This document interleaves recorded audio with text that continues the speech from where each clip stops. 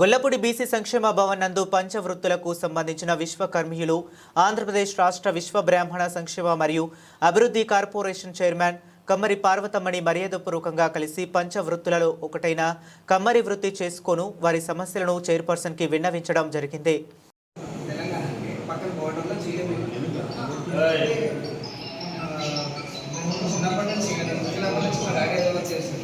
కానీ ఏమైతుందంటే ఈ మధ్య రాను పోలీసు వాళ్ళది విపరీతంగా దాడులు ఎక్కువైపోయింది. ఆ ఇళ్ళ మీద పడ్డాం. కొంతమంది ఇళ్లలోకి వెళ్ళి లోపలే ఉన్నాయి బీరువాలో వేసి మరీ చూస్తున్నారు. అరెస్ట్ వారెంట్ అనేది ఏం లేదు, డైరెక్ట్గా రైట్ చేస్తున్నారు. అంతేకాకుండా ఎట్లాంటి వారంటీ అయితే లేదు, డైరెక్ట్గా వచ్చి మొత్తం చెక్ చేస్తున్నారు. ఓకేనేమన్నా కబ్జం ఏమన్నా దొరికితే ఆ టైంలో మొత్తాన్ని వీడియో తీసుకొని వెళ్తున్నారు. అలానే మమ్మల్ని కూడా తీసుకెళ్ళడం జరుగుతుంది. మా దగ్గర ఉన్నటువంటి మోటార్లు కానీ స్నానాలు కానీ అట్లా ఏవైతే పనిముట్లు ఉంటాయో ప్రతిదీ తీసుకెళ్తున్నారు. కొంతమంది విలేకరులు కూడా వచ్చి దౌర్జన్యంగా మరి మీరు వర్క్ చేస్తున్నారు, లేకపోతే మేము పిటిషన్ ఇట్లా కేసు పెడతాము, పేపర్కి ఇస్తామని చెప్పి బెదిరించి కొంతమంది దగ్గర నుంచి డబ్బులు కూడా తీసుకుంటున్నారు విలేకరులు.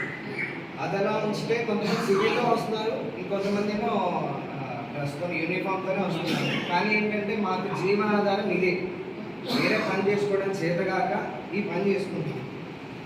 గొడవల దగ్గర నుంచి మంగళ కత్తెల దగ్గర నుంచి ప్రతి ఆయుధాన్ని అంటే ఏదైతే పదులు కావాల్సింది ఉందో వాటన్నిటిని కూడా మేము సరి చేసి ఇవ్వడం జరుగుతుంది. కానీ ఏంటంటే మరి ఈ మధ్య విపరీతంగా ఎక్కువైపోయింది పోలీసుల దాడి. సో దీని నుంచి మమ్మల్ని ఎలాగైనా మీరు తప్పించాలి, గవర్నమెంట్ వరకు తీసుకెళ్ళాలని మేము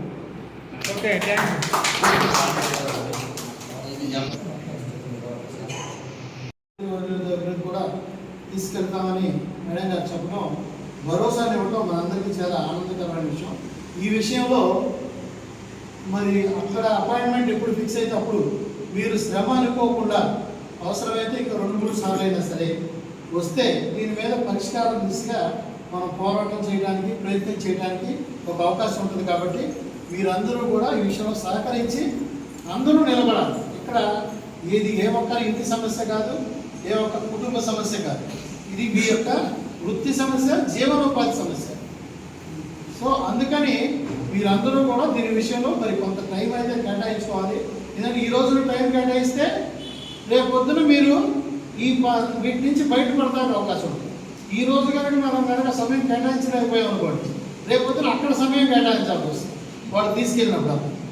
అందుకని ఈ విషయం మీద అందరూ కూడా చక్కగా ఒక మాట మీద నిలబడి ఇంకా మన వాళ్ళు ఇబ్బంది పడే వాళ్ళు ఎవరున్నారో చూసుకుని వాళ్ళు కూడా వచ్చేటట్టు. ఎందుకంటే ఈ రోజున ఉన్నటువంటి సమాజంలో మన చైర్మన్ గారు మన కోసం నిలబడి చేస్తారు, మేము నిలబడతాం. కానీ ప్రభుత్వం దృష్టికి వెళ్ళినప్పుడు మన మంది ఎంతమంది అయితే ఉన్నారో అది మాత్రమే లెక్కలోకి వస్తుంది.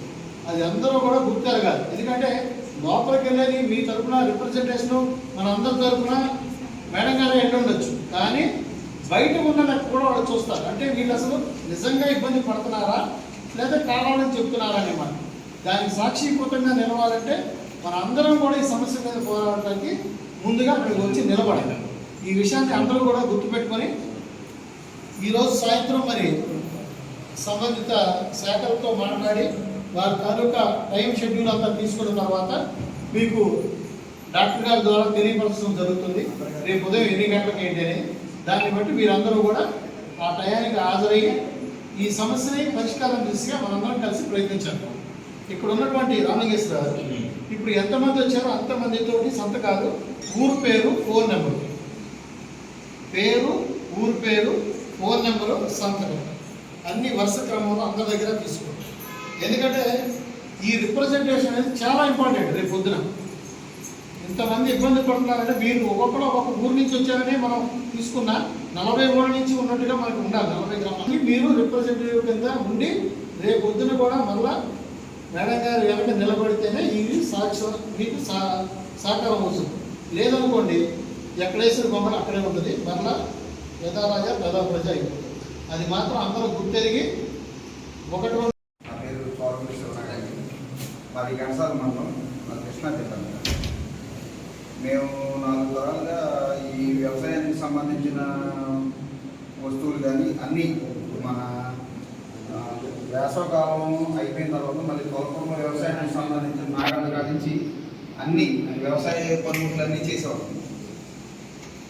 ఉడుకులు ఉడిసిన తర్వాత కోతలు కోయడానికి కొడవళ్ళు, తర్వాత ఈ సంక్రాంతి పండుగ వచ్చేసరికి మామూలుగా ఈ కోళ్ళ పందాలకి చిన్న చిన్న ఖర్చులు చేయడం, ఇవన్నీ మామూలుగా ఇవన్నీ కార్ఖానాకి సంబంధించిన పనులే అన్నీ వర్క్స్ పెట్టి చేసుకుంటా వస్తాం మేడం. ఏ సీజన్ ఆ సీజన్కి ఇప్పుడు మేము చేయడానికి రైతు వారీగా ఏమీ లేవు. ఇప్పుడు పొడవలు చేయడానికి హార్వెస్టింగ్ వచ్చేసింది, దుక్కు దున్నడానికి నాగలు వచ్చింది. మేము నాగలు కట్టడానికి ఎద్దులు బండ్లు పని బళ్ళ పని చేసేవాళ్ళం. వేసవకాలం నాలుగు పైకప్పులు వేసేవాళ్ళం. ఏమీ లేదు. ఇప్పుడు అన్ని డాబాలు, సిమెంట్ రేట్లు మేము చేసే వరకులో ఇది ఒకటే మిగిలింది. మా పని 4-5 రకాల పనికి సంబంధించిన వస్తువులన్నీ ఒకటే నేను చేసే పని. వీళ్ళ విధానానికి మామూలుగా ఇప్పుడు మేము చేసే పనికి ఒక మానవాయుధాలు చేస్తున్నారు అన్నట్టుగా మమ్మల్ని ముద్రీకరించి సంక్రాంతి పండుగకి ఆ పని చేసే టైంలో మమ్మల్ని తీసుకెళ్ళి ఇబ్బంది పెట్టడం, మా సామాన్ పట్టుకెళ్ళిపోవడం, రకరకాలుగా ఇబ్బందులు పడుతున్నాం మేము.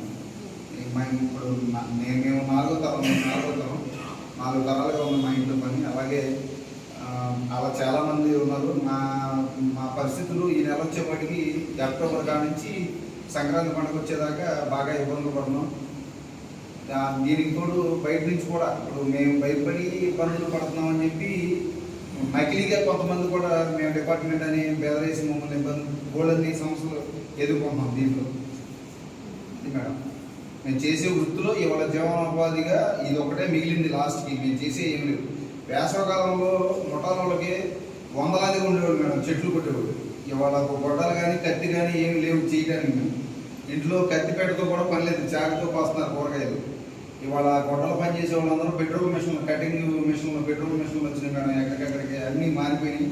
ఇది ఒకటే ఇప్పుడు మేము చేసే పనికి మమ్మల్ని ఇబ్బంది పెడతాం. కానీ దీంట్లో సంక్రాంతి పండగకి కోడి పందాలు ఆడే వాళ్ళకి బాగానే ఉంది, పేకాటలు ఆడే వాళ్ళకి, పేక తయారు చేసే వాళ్ళకి ఇబ్బంది ఏమి లేదు, పేక అమ్ముకునే వాళ్ళకి ఇబ్బంది ఏమి లేదు, ఆడుకునే వాళ్ళని పట్టుకున్నాం. అలాగే మా పరిస్థితి కూడా మేము తయారు చేయడానికి మమ్మల్ని ఇబ్బంది పెడుతున్నారు. కానీ పందాలు ఆడుకుంటాం, అన్నీ బాగానే ఉన్నాయి. మా పరిస్థితి బాగోలేదు. అది మీ దగ్గర కనిపించుకోవడానికి మేమందరం కలిసి వచ్చాం.